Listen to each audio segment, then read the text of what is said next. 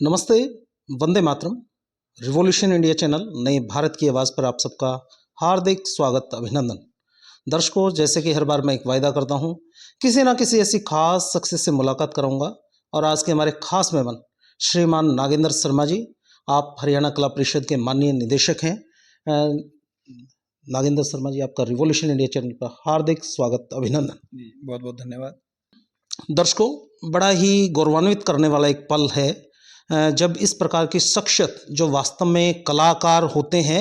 मैं बार बार बहुत से इंटरव्यू मैंने कहा कि जब सरकारों में जो मंत्री पद है या कोई इस प्रकार के पद हैं, अगर उन पदों पर जो उस पद के लिए योग्य हैं, उस विधा के वो जानकार है, जब ऐसे व्यक्तियों को आप उन पदों को सौंपते हैं तो निश्चित तौर पर उस कला का भी भविष्य उज्जवल है, कलाकारों का भी भविष्य उज्जवल है और भारतीय संस्कृति का भविष्य भी उज्जवल नजर आता है। मैं ज़्यादा बात ना करते हुए आदरणीय नागेंद्र जी शर्मा जी से जानना चाहूँगा, सर थोड़ी थोड़ी जो जानकारी मेरे पास है, आप नाट्य कला विधा में भी बहुत अच्छे कलाकार रहे हैं और कोरियोग्राफर भी रहे हैं और अब एक महत्वपूर्ण जिम्मेवारी हरियाणा सरकार में हरियाणा कला परिषद के माननीय निदेशक के पद के रूप में आपको दी है। आप किस प्रकार से इस पद की भूमिका को आप देखते हैं? कितनी बड़ी एक जिम्मेवारी आपके कंधों पर है और आपकी वो यात्रा दर्शकों तक साझा करते चलें ताकि जो कलाकार इस विधा में किसी भी फील्ड में काम करें उनका भविष्य उनको उज्जवल नजर आए। जी नागेंद्र शर्मा जी। जी। सबसे पहले तो सभी दर्शकों को मेरी राम राम। जैसा कि अभी आपने यात्रा की बात की, तो यात्रा मेरी शुरू हुई थी जब मैं 10th क्लास में था।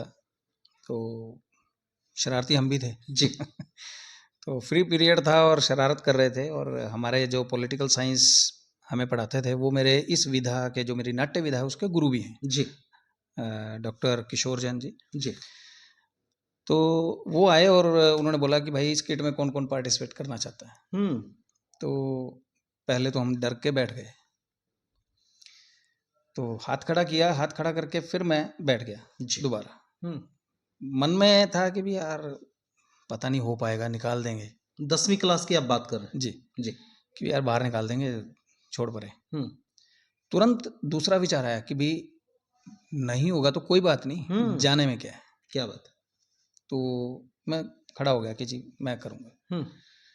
तो उस टाइम पे एक आदत मेरे अंदर थी जो नॉर्मली स्टूडेंट्स में होती है, जी। टीचर्स की नकल करना। तो मैं भी करता था, और मिमिक्री बोल सकते हैं। मिमिक्री। जी। तो जैसे ही हम लाइब्रेरी में हमें ले गए, तो उन्होंने डायलॉग्स बुलवा के देखने शुरू किए, तो लड़कों ने एकदम से धक्का मारा, जैसे शरारतें करते हैं जी। तो मेरे को धक्का मारा कि भी ये तो जी आपकी भी नकल करता है तो अब स्टूडेंट था मैं भी जी। कि भी यार ये तो फंस से गए। जी। जी। तो उन्होंने बोला कि भी हाँ बोलो, आप कोई ऐसा बोलो कि जैसे मुंह में पान है और डायलॉग। तो उन्होंने एक मोहम्मदन कैरेक्टर का डायलॉग दिया, तो कोशिश करके बोला, तो कहते साइड में आ जाओ। उन्होंने हमारे में से 9 एक बच्चे चुने जी, उनको हॉल में ले जाकर कुछ डायलॉग्स दिए कि भी ये बोल के देखो, और थोड़ा सा उन्होंने बताया कि भी यहाँ से ये बोलना है, ऐसे ऐसे ऐसे करके जी। हमें एक ड्रेस दी गई कि भी घर जाओ फटाफट प्रेस करके और खाना खा के आ जाओ जी। हमें सपने में भी नहीं ये पता था कि भी आज शाम को ही हमारा डिस्ट्रिक्ट लेवल का कोई कंपटीशन होने वाला है जी, और उसमें हमारा फर्स्ट प्राइज आया। वो घटना जो स्टेज पे हुई मेरे साथ जी, मैं एक मोहम्मदन करेक्टर में था, दाढ़ी दूढ़ी लगी हुई है सारा, और असल में मेरे मुंह में एक पान डलवा दिया गया कि भाई आपको वैसा बोलना है, जबकि आप पान कभी टेस्ट भी नहीं किया होगा आपने। नहीं, खैर कभी हल्का फुल्का, पर इतना आदत नहीं कुछ। तो ये बात 89 की है जी। तो मैं छड़ी पकड़े हुए और करेक्टर कर रहा हूँ, और मेरे रियल में मेरी टांगे ऐसे ऐसे कांप रही हैं, क्योंकि पहली बार स्टेज फियर, स्टेज क्यों पहली बार एकदम से स्टेज पे गए, तो दर्शक तालियां बजाएं। उनको उसमें भी एक्टर नजर आ रहा है, उनको ऐसा लग रहा है कि यार ये बुढ़े की एक्टिंग कर रहा है और टांगे कंपा रहा है। तो मेरा थोड़ा हौसला बढ़ा जी, और बाद में ताड़ियां तुड़ियां बजी, तो उन्होंने शाबाशी की, यार क्या एक्टिंग की। मैं तो सच में काम रहा था भाई तो वहां से मेरी शुरुआत हुई जी। तो बढ़ते गए, करते गए, और थिएटर में कभी ये नहीं सोचा था कि भी इस लेवल तक आऊँगा जी। गुरुजी के साथ 5 साल काम करने का मौका मिला जी। +1 +2 में किया, फिर उसके बाद कॉलेज में भी उनके सानिध्य में। गुरुजी का नाम साझा कर पाएँ? हाँ जी, डॉक्टर किशोर जैन जी। जी। वो ज्योतिष के भी बहुत अच्छे ज्ञाता हैं। और उनको अभी पीछे अवार्ड भी मिला है। जी। अम्बाला के ही रहने वाले। जी। तो फाइनल ईयर तक मैं ये चीज़ें करता जी। गया और नृत्य प्रतियोगिताओं में भी भाग लिया। जी। स्पेशली मैं उस समय कथक पसंद करता था, क्योंकि कथक भी करना चाहिए। तो उसकी भी जानकारी आपको थी? नहीं, मैंने तो सीखा। जी। वो मैंने वहाँ से सीखा कुछ दिन लगाकर, क्योंकि मुझे ये था कि भी मेरे को यूथ फेस्टिवल में परफॉर्म करना है उसमें। लेकिन कथक तो बेसिकली हम मानते हैं कि लड़कियां ही करते हैं, लेकिन इसमें भी ये एक बहुत बड़ी किस भ्रांति है। जी, जी। बहुत बड़ी भ्रांति है कि कथक केवल लड़कियां करती हैं। जी, जी। कथक अगर हम इसका इतिहास उठा के देखते हैं जी। तो आप पाएंगे कि कथक अभी हम घराने भी देखें। जी, जी। हम पंडित बिरजू महाराज जी का नाम आता है, जी। राजेंद्र गंगानी जी का नाम आता है। जी। तो आप देखेंगे तो और इतिहास उठाएंगे जी। तो कई फैमिलीज ऐसी हैं जिन्होंने कथक में अपना समय लगाया। और मेल अपना शंकर जी को हम क्यों पूछते हैं, नटनागर जी जो जी, है जी। ना, नटराज जी। हाँ। तो ये बहुत बड़ी एक भ्रांति है कि भी केवल महिलाओं के लिए है। जी, जी, जी। हाँ। तो लास्य नृत्य आपने सुना होगा, लास्य एक है, तो वो महिलाओं के लिए भी है। जी। तो वो मेरे मन में था कि भी वेस्टर्न डांस तो हर कोई करता है, तो कुछ अलग किया जाए। शुरू से था कि भी अगर हम कुछ करना चाहते हैं तो कुछ अलग करें। जी, जी। कि भी भीड़ का हिस्सा ना बन के उसी में कुछ अलग करेंगे तो शायद आगे पहचान बने। जी। तो फाइनल ईयर था। फाइनल ईयर के बाद कभी सोचा नहीं था कि भी इसको कंटिन्यू करूँगा। लेकिन फाइनल ईयर में मैंने खुद संस्कृत प्ले डायरेक्ट किया और 4 दिन में संस्कृत नाटक तैयार किया था। कमाल। उसका भी रीज़न ये बना कि भी हम यूथ फेस्टिवल की तैयारी कर रहे थे और हमें ये लग रहा था कि भी एक लड़का ना बार बार डायलॉग भूल जाता था हमारी टीम में, कि भी इस बार हमारा नाटक नहीं आ पाएगा। मेरा लास्ट ईयर था तो मेरे अंदर थोड़ा सा वो चल रहा था कि यार 5 साल हो गए हैं तो मेरा बेस्ट एक्टर का एक सपना था कि मेरा अवार्ड वो होना चाहिए मेरे पास। जी, जी। तो मैंने अपने गुरुजी से बोला, तो गुरुजी बोला कि भाई इस बार तो ये नाटक है, तो कॉलेज वाले तो यही पसंद कर रहे हैं। जी, जी। तो मैं अपनी मैडम के पास गया, संस्कृत जिनसे पढ़ता था मैं, उनसे मैंने बोला कि भाई मेरे को संस्कृत नाटक करना है। तो पहले तो वहाँ प्रोफेसर 5-6 बैठे थे, वो हंसने लगे कि भाई इतने दिन में तो हिंदी नाटक तैयार नहीं होता। जी, निश्चित तौर पे। और तो वो संस्कृत की बात कर रहा है। हालांकि संस्कृत मेरे को विरासत में मिली है, मेरे पिताजी जो हैं मेरे वो संस्कृत के गुरु हैं। जी, मेरे अध्यापक भी रहे हैं।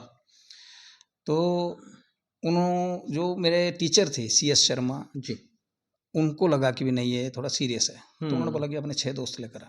क्या बात है। मैंने दोस्तों से बात की कि चल पड़े। तो उन्होंने एक स्क्रिप्ट रखी करण बारम की जी, कि ये कर ले, कर सकता है जी। तो हमने दिन रात लग के उसको तैयार किया। उसमें हमारा 2nd प्राइज़ आया और मेरा बेस्ट एक्टर आया। क्या बात। तो वो घटना भूल नहीं सकता मैं जी। उसके बाद कॉलेज वालों ने, मेरे गुरुजी वहाँ से शिफ्ट हो गए कुछ समय के लिए, वो बाहर चले गए थे। तो कॉलेज वालों ने मुझे ही एज डायरेक्टर बुलाना शुरू किया कि आप सिखाना शुरू करो, आप पहले भी अच्छे रहे हो हमारे पास जी। तो गुरुजी से फिर आज्ञा ली मैंने कि आपका काम है। वो कहते नहीं तू जा, मैंने ही तेरा नाम रेफर किया है कि भी उससे करवा लो जी। वहाँ से मेरा सफ़र शुरू हुआ आगे का जी जी। तो फिर आगे करते गए, बढ़ते गए और सीखता भी गया, करता भी गया। वाह। और आज ये सफ़र यहाँ पर जारी है जी। तो ये मेरे सफ़र का शुरुआत थी कि भी यहाँ से शुरुआत हुई जी। नागेंद्र जी, बड़ी इंटरेस्टिंग आपकी यात्रा है। जिस चीज़ को आपने डर महसूस किया उसको लोगों ने इंटरेस्टिंग माना, उसको आपकी कला महसूस की और वो शायद पूत के पाँव पालने में दिखना, वही एक अपने आप में अनोखा उदाहरण भी नज़र आता है। अब आप बतौर निदेशक है, माननीय निदेशक हरियाणा कला परिषद, जहाँ जींद की जो धरती है वो नाट्य उत्सव से बहुत दूर रही है, क्योंकि वो टेस्ट जींद के लोगों का नहीं रहा। लेकिन पीछे हमने देखा कि यहाँ नाटक मंचन की कार्यशाला भी लगी, स्कूल कॉलेजों में भी कुछ ऐसे पार्टिसिपेशन हुए।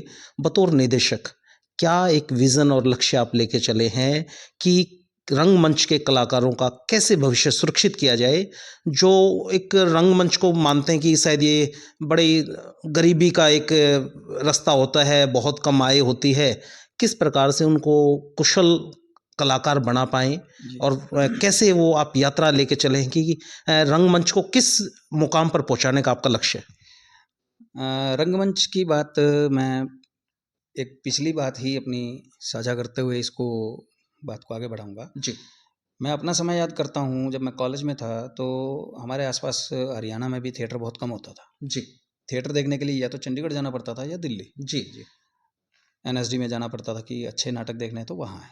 हरियाणा में बहुत कम प्रस्तुतियाँ होती थी। लेकिन आज की जो परिस्थितियाँ हैं वो बदली हैं। जी। हरियाणा में बहुत अच्छा रंगमंच हो रहा है हुँ, और इसको कैसे बढ़ाया जा सकता है, तो निदेशक होने के नाते मैं एक ही कोशिश मेरी शुरू से रहती है जी। कि ज़्यादा से ज़्यादा मंच बनाए जाएँ। वाह! क्योंकि प्रस्तुति के लिए हुँ, कलाकार को प्रस्तुति देनी है तो मंच की ज़रूरत है। थिएटर की आवश्यकता है। तो हम अलग-अलग मंच बनाने की कोशिश करते हैं कि भई इस प्रकार का मंच बना दिया, वाह! इस प्रकार का कार्यक्रम किया। हुँ, वर्कशॉप्स डिज़ाइन करते हैं कि भई वर्कशॉप करके आने वाली पीढ़ी को भी सिखाया जाए। वाह! तो ये प्रयास हम करते रहते हैं। जी, और जो एक प्रमुख प्रयास मेरा अपना पर्सनली मैं जो करता रहा हूँ जी, और मेरा विषय भी है, मैं उसको मेरा शोध का विषय भी है, जी, लोक नाट्य जो हमारा लोक रंगमंच जिसको हम बोलते हैं, जी, आसान भाषा में बोलूँ तो जिसको रामलीला रासलीला हम बोलते हैं। जी, जी, जी, तो हमारे हरियाणा का जो लोक नाट्य है वो है स्वांग, जी। जो सांग परंपरा है। हुँ, अक्सर हम मंच से कई बार सुनते हैं कि जी ये परंपरा लुप्त हो रही है, ऐसा कुछ भी नहीं है। जी, अगर हम काउंट ऑफ परफॉर्मेंस गिनना शुरू करें जी, हरियाणवी सांग की, जी, तो बहुत मात्रा में है। जी। तो सांग की जो प्रस्तुतियां हैं वो करवाई जाती हैं।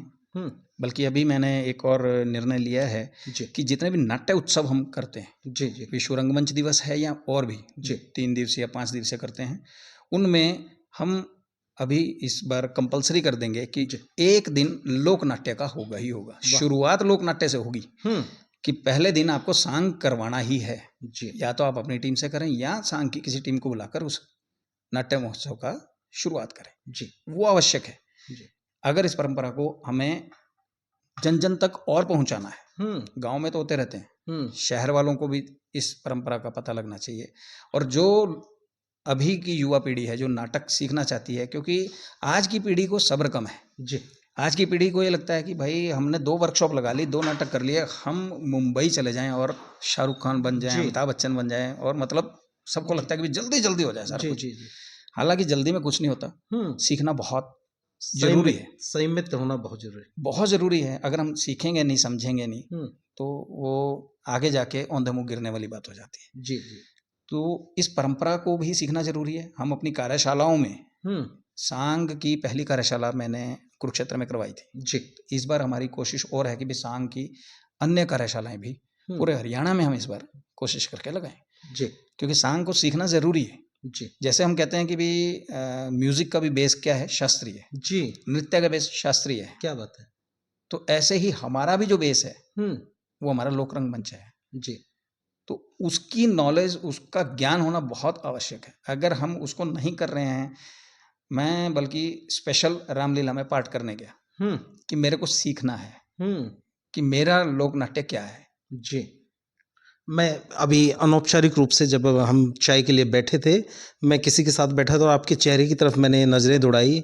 मैंने कहा कभी ना कभी कलाकार रहे हैं तो रामलीला में भी कभी ना कभी रोल किया होगा जी। और रामलीला में किया होगा तो कौन-सा रोल नागेंद्र शर्मा जी के चेहरे पे जचता होगा। तो वैसे ही विस्परिंग हँसी-मज़ाक में चल रहा था कि ज़रूर विद्वान व्यक्ति रावण का रोल जचा होगा। अब ये खोलेंगे आप कि आपने रामलीला पे मंच पे भी गए हैं, तो क्या रोल आप करते थे? रामलीला में क्या चलता है जी कि कई वर्षों से जो मेहनत करते आ रहे हैं, जी। तो अच्छे रोल वो करते हैं। हुँ, तो मेरे पास समय भी कम था, जी। तो मैंने उसमें 2 रोल निभाए थे, और एक तो दशरथ जी का, वाह! एक जनक जी का। वाह!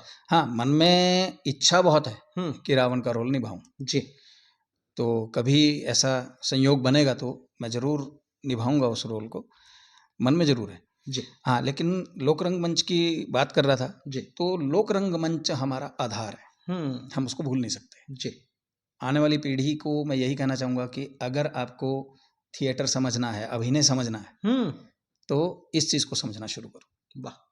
क्योंकि हम अपनी लोक संस्कृति को अगर भूल जाएँगे हुँ, और इन चीज़ों को नहीं सीखेंगे, समझेंगे, तो आने वाले समय में हमें ही दिक्कत होनी है। जी, जी, जी। मेरा अंतिम निवेदन सर, जाते-जाते जो कलाकार गुमनामी की दुनिया में रहते हैं, लेकिन बेहतरीन, जैसे सारंगी एक अपने आप में वाद्य यंत्र है जो विलुप्त होने की कगार पे, एक अच्छे कलाकार हैं। क्या इस प्रकार के कलाकारों का भी कुछ आपकी दिमाग में कोई विज़न है कि उनको किस प्रकार से आत्मनिर्भर, उनका मान सम्मान, या कला के क्षेत्र में जो बेहतरीन कर रहे हैं बतौर निदेशक, उनके सम्मान की किस प्रकार से आप व्यवस्था कर रहे हैं? जाते जाते बताते चले दर्शकों को। जी, मैं गीता जयंती आज से 3 साल पहले की बात कर रहा हूँ। जी। मैं गीता जयंती में घूम रहा था, तो वहाँ पे सारंगी वादन चल रहा था। उनको हमारे यहाँ पे डे परफॉर्मर बोला जाता है। जी। तो मैंने उनसे एक बात की, इंदर लांबा जी हैं जी। वो उस दल को लीड कर रहे थे। जी। तो मैंने उनसे उसी समय एक निवेदन किया कि मैं चाहता हूँ कि आपकी प्रस्तुति डे परफॉर्मर की बजाय मंच पे भी हो। जी। बात वही है कि भी मंच आवश्यक है, वाह। तो उनकी मंच पे प्रस्तुति करवाई। वाह। किसी भी विधा को अगर जीवित रखना है तो उसकी प्रस्तुतियां अधिक कर देनी चाहिए, वाह। चाहे वो कोई भी विधा है। हमें जी। लगता है कि ये विधा लुप्त हो रही है, सारंगी की बात कर रहे हैं हम जी। कि भी ठीक है, बहुत कम लोग रह गए हैं, तो उनकी प्रस्तुतियां बढ़ानी चाहिए वाह। ताकि उनको आत्मबल मिले कि भी हाँ, काम मिल रहा है। जी। काम मिलेगा तभी व्यक्ति सोचता है कि भी इसको आगे बढ़ाया जाए। जी। अगर काम ही नहीं मिल रहा है तो घर बैठे अगर कोई मैं सारंगी बजाता रहूँगा तो कोई उससे आय नहीं होगी, परिवार नहीं चलेगा। जी। जी। तो जैसे मैं नाटक का भी हूँ, तो घर बैठा अगर मैं नाटक करता रहूँगा तो नहीं उससे होगा, मायने तो नहीं। मंच पे जाना जरूरी है। जी। तो हमने वो मंच पर लानी शुरू की हैं, बीन की प्रस्तुतियां हैं, जी, उसको जी। मंच पर लाना शुरू किया है। ये नहीं कि भी सिर्फ जी। जी। जो अतिथि आते हैं उनके स्वागत के लिए ही वो जी। सिर्फ जी। बीन जी। बजाएंगे या जी। नगाड़ा जी। जी। बजाएंगे। आपने मंच मुहैया कराया उनको। मंच आवश्यक है। जी। मंच पे आज वो उतरे हैं तो कल को उनको भी होगा कि भी मंच की प्रस्तुति हमें और अच्छी बनानी है, वाह। तो वो उसको डिजाइन करेंगे। हालांकि मेरे भी माइंड में है कि भी हम उसको डिज़ाइन करें, डिज़ाइन करके उनकी कुछ प्रस्तुतियां ऐसी बनाएं कि भी जो मंच पर करने लायक भी हों। जी। हालांकि ऐसे प्रयास पहले भी हुए हैं, लेकिन उन प्रयासों में हम और अधिकता लाएं, उनको और मंच प्रदान करें, तो कोई भी विधा ऐसी नहीं है जो लुप्त हो जाए। जी। डॉक्टर साहब, मैं नागेंद्र शर्मा जी आपसे चर्चा करके बड़ा गौरवान्वित महसूस कर रहा है। रिवॉल्यूशन इंडिया परिवार, मैं जितनी चर्चा करूं उतनी कम है, लेकिन जाते जाते फिर एक दिमाग में एक प्रश्न उठता है, क्योंकि कलाकार की कोई सीमा नहीं होती, कोई प्रदेश नहीं होता, वो उसको किसी देश के बंधन में नहीं बांध सकते, वो पूरे विश्व के लिए संस्कृति और धरोहर नजर आती है। क्या नागेंद्र शर्मा जी का विज़न दिमाग में कभी आता है कि कोई ऐसा पूरे भारत की संस्कृति का कोई एक कार्यक्रम, इस प्रकार का साप्ताहिक कार्यक्रम, एक मंच मुहैया कराए, सब संस्कृतियों का समावेश नजर आए, हरियाणा कला परिषद के मंच के बैनर के तले? कुछ ऐसा विचार मन में आता है? ऐसा विचार मन में आता है, हम कर भी रहे हैं। 2019 में जब मैं एडिशनल डायरेक्टर था तो पेहवा में हमने एक कार्यक्रम किया था। जी। भारतवर्ष की लगभग 10 अलग अलग टीमें, एक लघु भारत का रूप, जी, वो हमने पेहवा में कार्यक्रम किया था। जी। तो हम समय समय पर ये करते रहते हैं। जी। तो अभी एक और कार्यक्रम हम उसको डिज़ाइन कर रहे हैं। जी। तो उसमें यह है कि भी पूरे भारतवर्ष के 4 चरणों में वो कार्यक्रम रहेगा। पूरे भारतवर्ष से टीमें बुलाई जाएंगी, उनको 4 चरणों में हम कार्यक्रम में करेंगे। जी। तो उससे क्या है कि भी संस्कृति का जो आदान प्रदान है वो ज़रूरी है। जी। जो यहाँ के कलाकार हैं वो उनकी संस्कृति को देखें कि भी हाँ ये, और ये कार्यक्रम धीरे छोटे छोटे होते रहते हैं जी, लेकिन एक व्यापक स्तर पर इस कार्यक्रम को करने का एक योजना माइंड में है। जी। नागेंद्र जी, आपने अपना कीमती समय दिया, उसके लिए आपका हृदय से बहुत बहुत आभार। और मैं दर्शकों को इसी सोच और इसी विचार के साथ छोड़े चलता हूँ। निश्चित तौर पर जब किसी कला परिषद सरकार के आयाम पर इस प्रकार के उम्दा कलाकार उसको पोषित करने का काम करते हैं, तो निश्चित तौर पर कला का भविष्य भी और कलाकार का भविष्य, दोनों का भविष्य उज्जवल नजर आता है। आप देखते रहिए रिवॉल्यूशन इंडिया। फिर किसी अन्य दिन किसी खास शख्स से मुलाकात कराएंगे। जय हिंद, जय भारत, वंदे मातरम। राम राम जी।